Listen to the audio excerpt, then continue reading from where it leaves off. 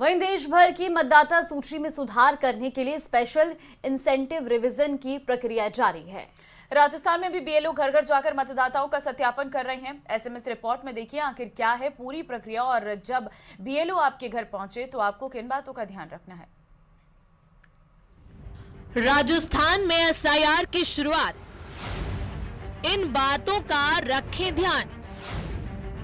Voter list का महाशुद्धिकरण। राजस्थान समेत देश के 12 राज्यों में लोकतंत्र के महाशुद्धिकरण का काम शुरू हो गया है। जरिया है स्पेशल इंटेंसिव रिवीजन। करीब 21 साल बाद नेशनल लेवल पर एसआईआर की शुरुआत हुई है। इसका उद्देश्य साफ है, वोटर लिस्ट में सुधार लाना और उसे सटीक बनाना। इसके लिए पूरे राजस्थान में बूथ लेवल अधिकारी यानी बीएलओ हर मतदाता के घर पहुंचेंगे। एसआईआर यानी विशेष गहन पुनरीक्षण कार्यक्रम जो कि निर्वाचन आयोग की ओर से किया जा रहा है, उसकी आज से राजस्थान में शुरुआत हो गई है। राजधानी जयपुर में निर्वाचन आयोग की टीम ने घर घर दस्तक देना शुरू कर दिया है और इस कार्यक्रम के तहत तमाम लोगों से घर पहुंच करके बाकायदा मतदाता सूचियों को अपडेट किया जा रहा है। हर एक मतदाता से संवाद किया जा रहा है। लिस्ट में बाकायदा उनके आधार कार्ड चेक किए जा रहे हैं, 2 फोटो लिए जा रहे हैं। जो बुनियादी जानकारी है मैपिंग की, वो सारी चीज यहाँ पे की जा रही है। जो निर्वाचन आयोग की टीम है, बीएलओ यहाँ पर साथ में पहुंच रहे हैं, बीएलए भी यहाँ पर आ रहे हैं। आम मतदाता से संवाद किया जा रहा है, तो जानने की कोशिश करते हैं। सब आज से आपने ये कार्यक्रम शुरू कर दिया है, घर घर जा रहे हैं। क्या कार्यक्रम है, क्या आप काम कर रहे हैं? ये हमारा एसआईआर कार्यक्रम है जिला निर्वाचन अधिकारी के द्वारा, और हर घर घर जाना है। जिनकी मैपिंग हो चुकी है उनको तो ये फोटो और ये फॉर्म देके लेना है। इस पूरी प्रक्रिया के प्रोसेस की बात करें तो ये प्रक्रिया 4 दिसंबर 2025 तक चलेगी। इस दौरान बीएलओ वोटरों का वेरिफिकेशन करने के लिए डोर टू डोर जाएंगे। इसमें Aadhaar, mobile number, passport size photo जरूरी होता है। इस वेरिफिकेशन के लिए कुल 13 दस्तावेजों को मान्य रखा गया है। ध्यान रखने के लिए बीएलओ के लिए उनका आईडी कार्ड और दैनिक प्रगति रिपोर्ट दिखाना जरूरी है।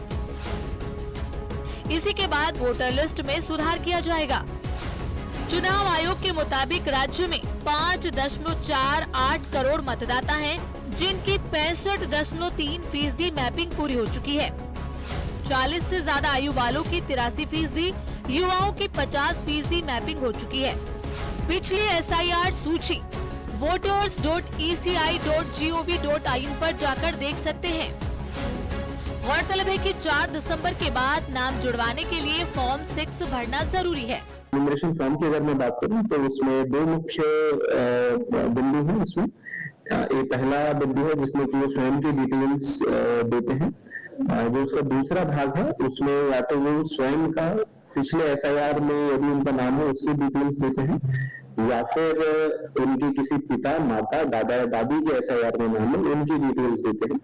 यदि ये दोनों डिटेल उनके द्वारा दे दी जाती है तो फिर जो हमारे मतदाता है उनको किसी प्रकार के दस्तावेज देने की आवश्यकता नहीं होगी। ध्यान रहे कि जब एनुमरेशन फॉर्म भरें तो बीएलओ से रसीद लेना ना भूलें। वहीं अगर पुरानी एसआईआर लिस्ट में आपकी जानकारी मैच नहीं होती है तो 13 दस्तावेजों में से एक दस्तावेज दिखाना होगा। ये दस्तावेज है पेंशनर पहचान पत्र, किसी सरकारी विभाग का पहचान पत्र, जन्म प्रमाण पत्र, पासपोर्ट, 10वीं की मार्कशीट, स्थायी निवास प्रमाण पत्र, वन अधिकार प्रमाण पत्र, जाति प्रमाण पत्र, राष्ट्रीय रजिस्टर यानी एनआरसी में नाम, परिवार रजिस्टर में नाम, जमीन या मकान आवंटन पत्र या फिर आधार कार्ड। इस महाअभियान के बाद 9 दिसंबर 2025 को चुनाव आयोग की तरफ से ड्राफ्ट मतदाता सूची जारी की जाएगी। उससे पहले 4 नवंबर से 4 दिसंबर 2025 तक घर घर जाकर सत्यापन होगा। 9 दिसंबर 2025 को ड्राफ्ट मतदाता सूची जारी की जाएगी। 9 दिसंबर 2025 से 31 जनवरी 2026 तक आपत्ति और दावे दर्ज कर सकेंगे। 7 फरवरी 2026 को अंतिम मतदाता सूची जारी होगी। इस पूरी प्रक्रिया में जिला निर्वाचन अधिकारी ने सभी मतदाताओं से बीएलओ का सहयोग करने की अपील की है, ताकि लोकतंत्र के शुद्धिकरण का काम सफलतापूर्वक पूरा हो सके। Bureau report, news 18। चलिए आगे बढ़ते हैं। प्रदेश में सर्दी बढ़ने के साथ कोहरे का असर देखने को मिल रहा है। तो दौसा में आज सुबह सड़कों पर घना कोहरा नजर आया और कोहरे के चलते रेल और सड़क यातायात प्रभावित हो रहा है। विजिबिलिटी कम होने के कारण वाहन चालकों को परेशानी हो रही है, वहीं ट्रेनों की रफ्तार भी धीमी पड़ गई है। तो ये तस्वीरें भी आपको दिखा रहे हैं दौसा की, जहां कोहरे के चलते विजिबिलिटी बेहद कम हुई है और ऐसे में ट्रेनों और वाहनों की रफ्तार पर ब्रेक लग गया है, क्योंकि विजिबिलिटी कम होने के चलते। दौसा में कोहरे का व्यापक असर देखने को मिल रहा है। पहले 3 दिनों तक पश्चिम विक्षोभ सक्रिय रहने के कारण बारिश का दौर देखने को मिला और अब कोहरा देखने को मिल रहा है। सीजन का सर्वाधिक कोहरा आज दिखाई दे रहा है। हम दिखाएंगे, ये दिल्ली अहमदाबाद रेल मार्ग है, इसकी तस्वीरें हम दिखाने की कोशिश करेंगे कि किस तरह जो विजिबिलिटी है काफी कम है और जो ट्रेनें हैं वो काफी धीमी गति से चल रही है। आगे जो सिग्नल है वो भी पर्याप्त रूप से दिख नहीं रहे हैं। जो सिग्नल की यहाँ से दूरी है करीब 30 से 40 मीटर है, लेकिन बिल्कुल भी सिग्नल यहाँ से दिखाई नहीं दे रहा है। यानी कुल मिलाकर कहा जा सकता है कि आज कोहरे का व्यापक असर देखने को मिल रहा है। ये देख सकते हो कि ओस की बूंदें नजर आ रही हैं। जो रेल लाइन के बगल में जो रेलिंग है उस पर ये नजर आ रही है। कुल मिलाकर आज कोहरे का व्यापक असर दौसा जिले में देखने को मिल रहा है। लोग अलाव का सहारा लेकर सर्दी से बचने का प्रयास कर रहे हैं और लोग क्योंकि पहले लगातार यहाँ बारिश का दौर देखने को मिला था। 15 दिन पहले बारिश हुई थी, फिर पिछले कुछ दिनों से मौसम बदला हुआ था, बारिश हो रही थी, लेकिन आज कोहरे का असर देखने को मिल रहा है और दौसा के जो एक्सप्रेसवे हैं वहां पर वाहन चालकों को काफी दिक्कतें हो रही हैं। वाहनों की स्पीड काफी कम है। ट्रेनों की बात करें तो ट्रेनों की स्पीड भी काफी कम है। ऐसे में वाहन चालकों को काफी परेशानी हो रही है और इस कोहरे के कारण रेल और सड़क यातायात पर प्रभाव पड़ रहा है और हाईवे पर जो वाहन है उनकी स्पीड काफी कम नजर आ रही है और ट्रेनों की स्पीड भी काफी कम नजर आ रही है, जिसके कारण ट्रेन अपने गंतव्य तक पहुंचने में समय लगा रही है और जिससे रेल यात्रियों को भी परेशानी हो रही है। आशीष शर्मा, न्यूज़ 18 दौसा। इधर भरतपुर में सुबह कोहरा छाया रहा। ग्रामीण इलाकों में कोहरे का असर ज्यादा देखने को मिल रहा है। कई इलाकों में विजिबिलिटी 0 तक पहुंच गई है। कोहरे के चलते वाहन चालकों को परेशानी का सामना भी करना पड़ रहा।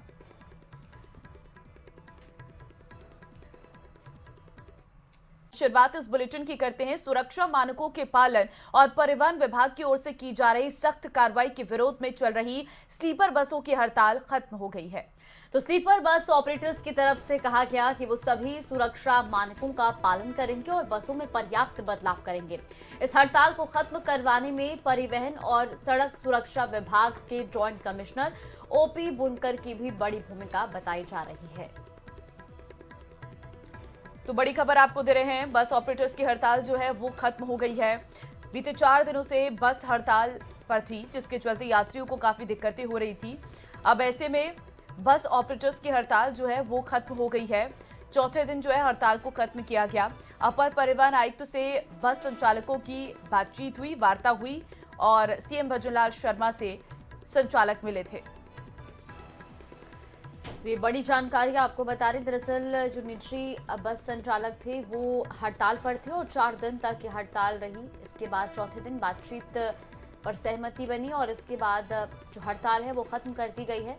अब जल्द ही जो मांगे हैं उन पर फैसला भी होगा। इसके अलावा आपको बता दें कि जो ज़रूरी निर्देश हैं, यानी कि जो तय बदलाव जिनकी ज़रूरत इन बसों में है उसको किया जाएगा। मुख्यमंत्री भजनलाल शर्मा से भी संचालकों ने मुलाकात की थी। डिप्टी सीएम प्रेमचंद बैरवा से भी संचालकों ने बातचीत की थी और इसके बाद आपको बता दें कि बस संचालकों की मांगों पर अब जल्द फैसला भी होगा। फिलहाल ये हड़ताल खत्म हो चुकी है। प्रदेश के परिवहन विभाग से बातचीत के बाद जो स्लीपर बस ऑपरेटर्स हैं उन्होंने अपनी हड़ताल वापस ले ली है। जो चक्का जाम उन्होंने कर रखा था वो वापस ले लिया है। मेरे साथ हैं एसोसिएशन के पदाधिकारी, अध्यक्ष हैं राजेंद्र शर्मा।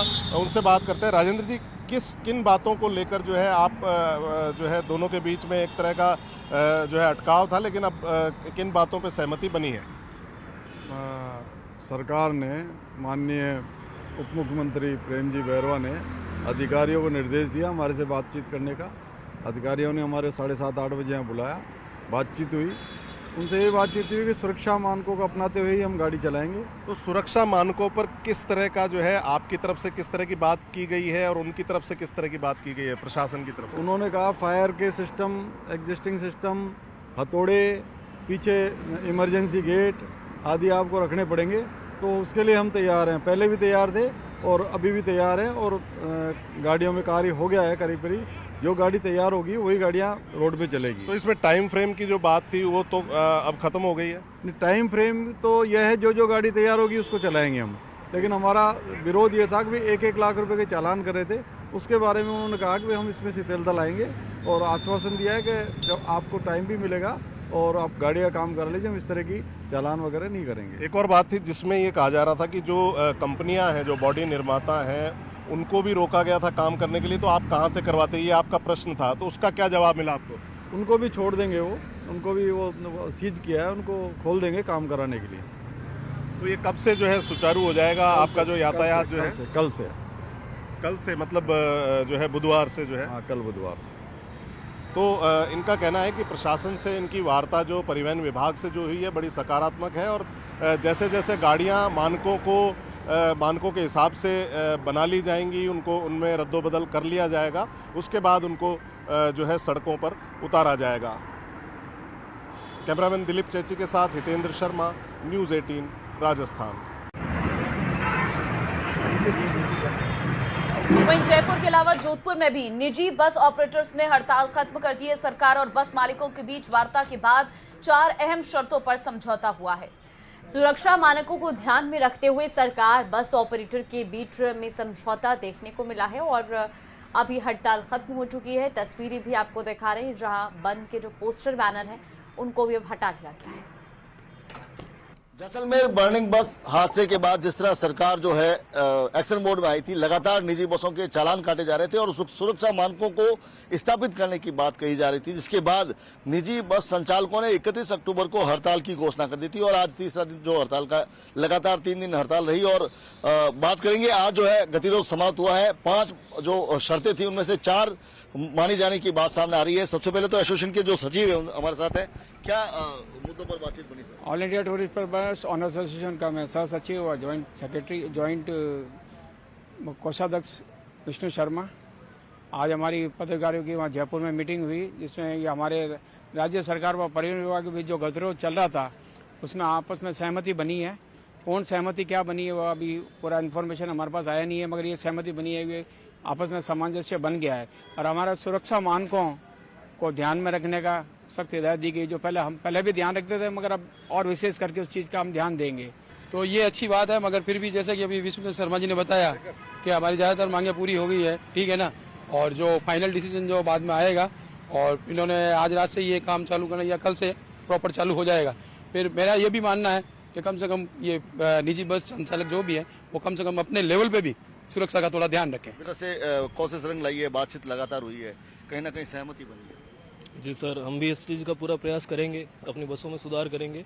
सेफ्टी को लेके जो भी उपकरण की आवश्यकता है उनका हम पूर्ण तरीके से निवारण करेंगे और यात्रियों की सुरक्षा में हम भी ये चाहते हैं किसी प्रकार की कोई कमी ना रहे। सर, हम यहाँ से लोकल ही हैं। अच्छा, कहीं जाना है? देशमुख जाना था, बट आज गाड़ी नहीं है, परेशानी हो रही है, क्या करें अब।